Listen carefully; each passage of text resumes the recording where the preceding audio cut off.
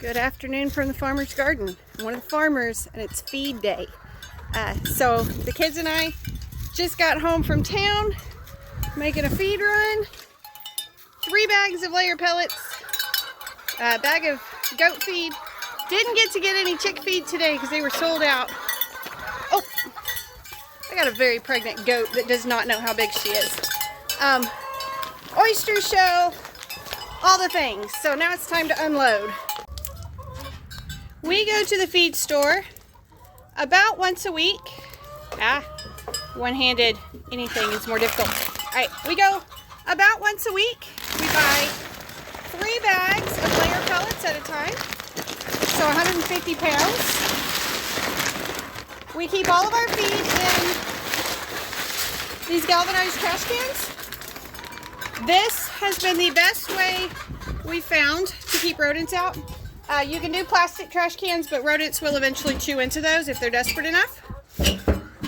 This lid is needing to be replaced. We occasionally get some moisture in through those. But that particular can is several years old now and is holding up quite well. So that's been the best thing we've found for keeping feed in. One of these big ones holds 3 bags. 3 bags in there. These little bit smaller ones will hold 2 bags. This one is a 20-gallon can. So the 20-gallon can will hold 2 bags of feed, 2 50-pound bags. About a week ago, we brought these 2 girls home, and they have not yet grasped that they are not allowed into the feed room. They're like, there goes the bag, we're coming. So this is vanilla bean, and this is pork chop. Pork chop and vanilla bean are Boer Kiko cross goats. We are not certain how old they are, but they are definitely breeding age, and we're hoping that Nubbins will do his job for them. Typically, goats only breed in the fall. They are seasonal breeders, but we find that occasionally when you introduce new ones or anything like that, you can get them to breed out of season. So we're kind of hoping that's what they'll do, and that we'll get some babies before next spring. We'll see. But yeah, they don't seem to think they're supposed to stay out of the feed room. One of the other things I had to grab today is oyster shell. This is exactly what it sounds like. It is literally crushed shells from oysters in the ocean. So oyster shells are made out of calcium deposits, and so they are obviously good for calcium for your chickens. So chickens use calcium for eggshells, but like every other creature, they also need that calcium for muscle tone. And so if you're not providing them with enough oyster shell, their shells will first of all get thin. Those shells will get to where when you try to crack them, instead of necessarily cracking, they just crush. Some of them will get so bad, even like when we try to wash them, our thumbs will go through. But also, if your chickens don't have enough calcium for their muscles, then they will either stop laying eggs, and it's what we call egg bound. It's when the muscles cannot push that egg out. I've seen a few times where the chicken continued to lay eggs and the shells just got thinner and thinner and thinner until there were no shells. That's pretty bizarre. There's lots of reasons why your chickens need calcium, but definitely keep your oyster shell around. Try not to let your girls run out of it because it is super important.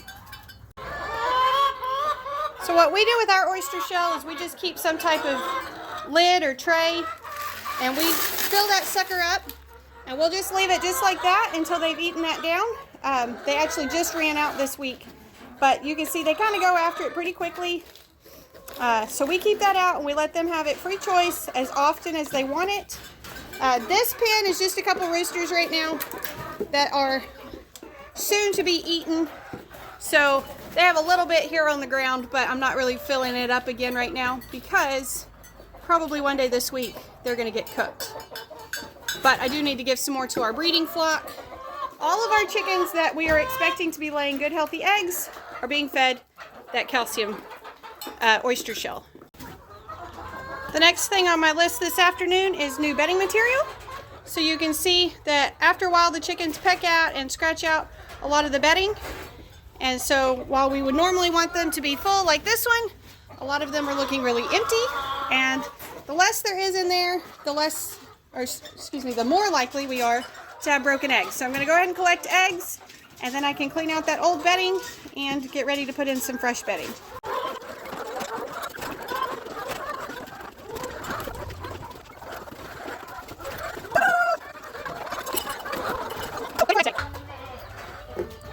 To clean these out, I just use a feed scoop or sometimes a little shovel or something like that. I just scrape out all the bedding that's there. A lot of times I just drop it on the floor and let them have fun pecking through it, but this time I'm going to go ahead and haul it out to the compost pile. So we're going to fill up the bucket. I am going to leave some of these bedding, some of these boxes down here. The chickens don't normally use these, so I'm not as worried about having as much in there, and they're still full, so probably not going to pull it all out of there. But all of these will get completely replaced today. There is no good way for me to do that and get a video, but all it takes is a few really good sized handfuls of the shavings, and we put them in there till they're pretty tight, because otherwise the chickens manage to shuffle it around and hide the eggs in it. The first few days of collecting after you've refilled boxes, you really kind of have to dig because they get the eggs kind of shuffled down in there. So that gets that box done. Now I need to go do the breeder flock. They have a little bit different kind of nest boxes, but it's the same principle. I've been avoiding feeding the goats because I'm going to need them out of my way for my next job this afternoon.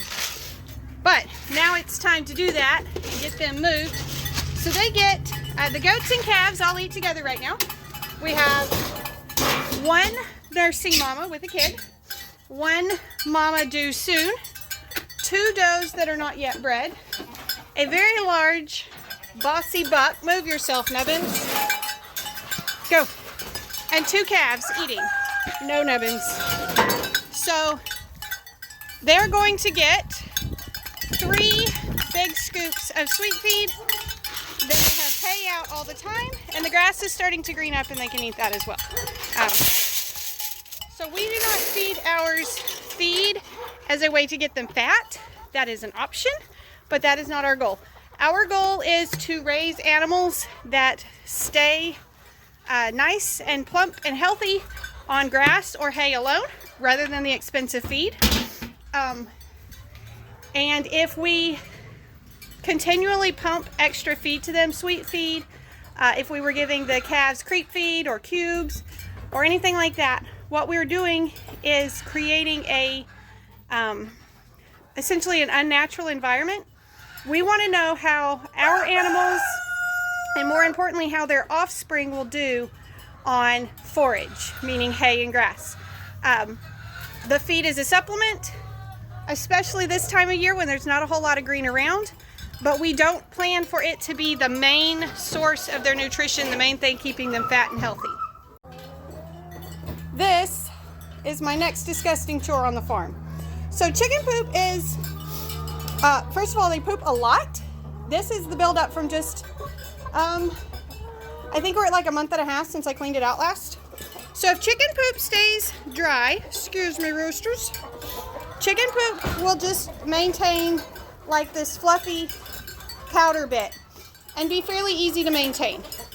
Any place where it stays wet, that is not the case, and it gums up and sticks. So I have to do some cleaning in here until we get our roof leak fixed. That's just part of my chores every once in a while.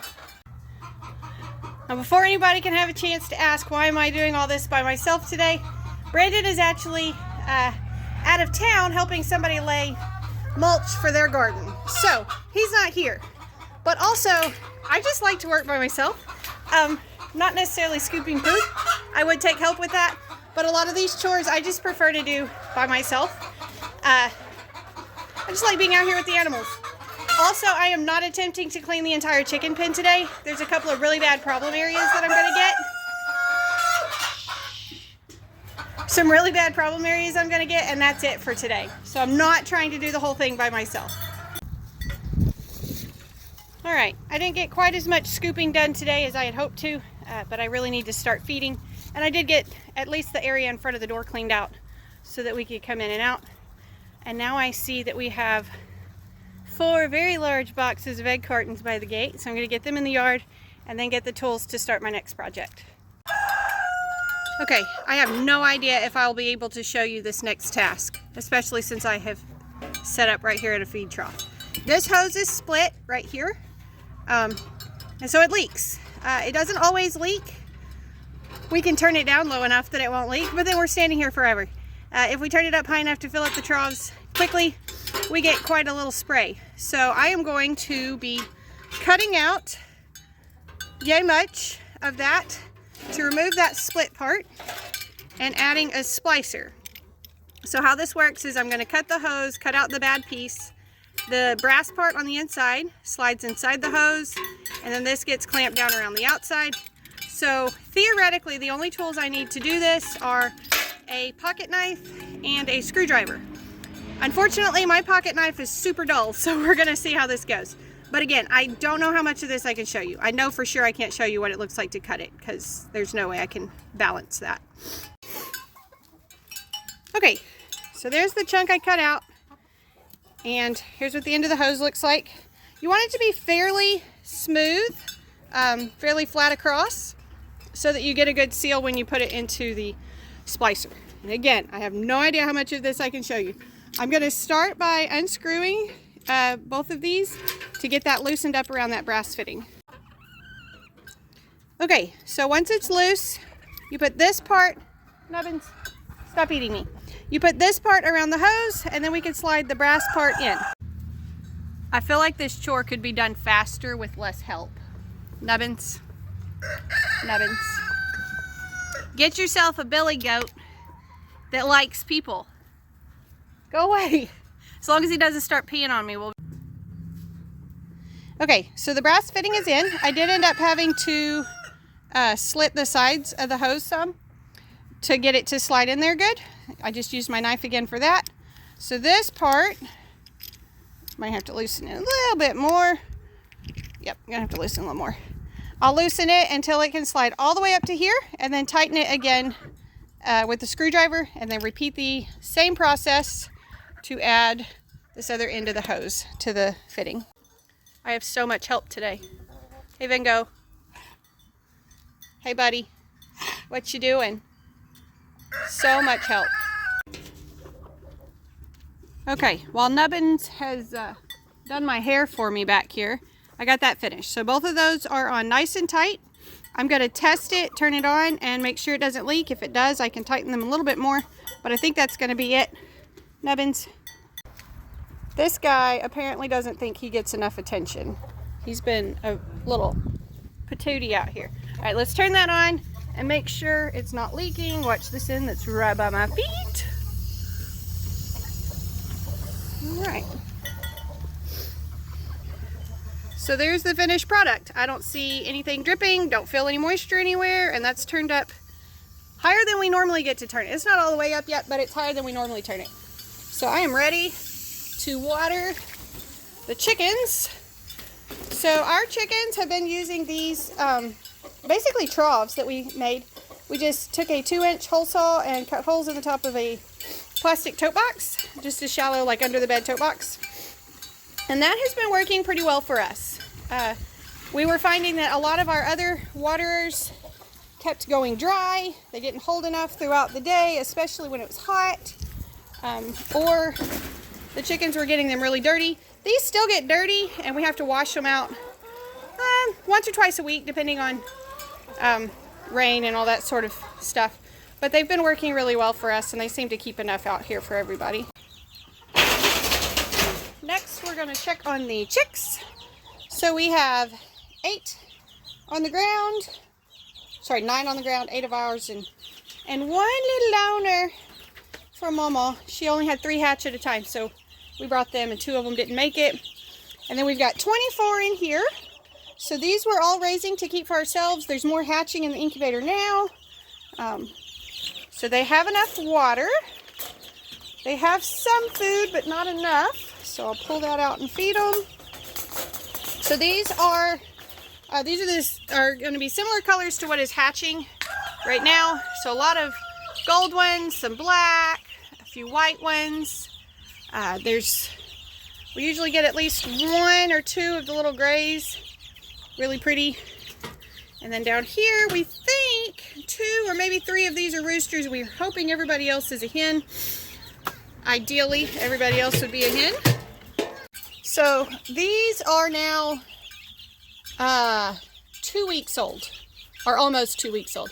And they will probably move down to the ground when our other ones come home out of the incubator. I think we'll be able to put them out here by Wednesday. So these will probably be moving down to the ground at that point. They're feathering out nicely. We've had the light on the last couple of days because it's been cooler. But up until then, even with fewer feathers, we were turning it off some. They're really excited about that food. Excuse me, ladies. There we go. What do you think, Kylie? Are these your favorite?